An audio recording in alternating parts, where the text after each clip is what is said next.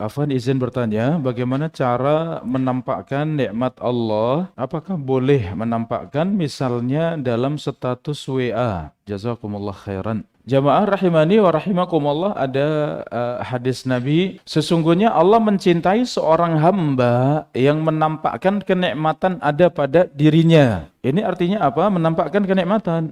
Memang Allah berikan kemampuan, ya maka boleh pakai baju yang bagus misalnya. Memang Allah berikan kelonggaran harta, ya pakai kendaraan yang bagus. Memang ada, memang Allah berikan kelonggaran, keluasan harta, ya seperti itu boleh. Bahkan kalau niatnya itu untuk menampakkan nikmat yang Allah berikan kepadanya, itu sunnah. Yang demikian boleh. Ya ini sebagaimana perintah Allah, wa amma bi ni'mati rabbika fahaddits. Adapun dengan nikmat Tuhanmu maka ceritakanlah. Maka di sini menceritakan kenikmatan, kalau tadi menampakkan, ya menampakkan seperti itu caranya, memang mampu, dan tujuannya adalah untuk bersyukur pada Allah, ya tujuannya bukan untuk riya, bukan untuk sombong, bukan untuk mengangkat diri, membanggakan diri, merasa diri lebih baik dari yang lain, tidak. Itu wujudnya sama, penampakannya sama, tapi yang satu karena Allah, yang satu ternyata karena dunia. Itu berbeda. Ya, adapun yang kedua tadi menceritakan kenikmatan, fahadits, maka ceritakanlah. Bagaimana fikihnya? Ternyata menceritakan kenikmatan itu khusus pada orang-orang yang kalau kita ceritakan ia akan bisa ikut senang, ia ikut bergembira dengan kenikmatan kita, ia tidak akan hasad, ia tidak akan iri dengan kenikmatan yang ada pada kita. Maka seperti itu ceritakan kepada teman dekat, sahabat dekat, orang yang kita kenal, orang yang kita tahu agamanya baik, akhlaknya baik, insya Allah kita ceritakan, tidak masalah, ceritakan. Tapi yang seperti itu bukan kemudian kemana-mana diceritakan pada semua orang, bukan. Karena sebagian orang bisa jadi mendengar seperti itu sempit, ia merasa, aduh kok saya tidak sukses, kok saya tidak seperti si fulan, ya mungkin dengan seperti itu malah ngiri, seperti itu malah ada perasaan hasad, perasaan iri dengan yang punya kenikmatan tadi. Maka fahadits, maka ceritakanlah, itu cerita pada orang-orang yang kita yakin akhlaknya baik, yang ikut bergembira dengan kenikmatan yang ada pada kita. Maka pertanyaannya, kalau itu di status WA, nah ini tadi dibaca oleh semua.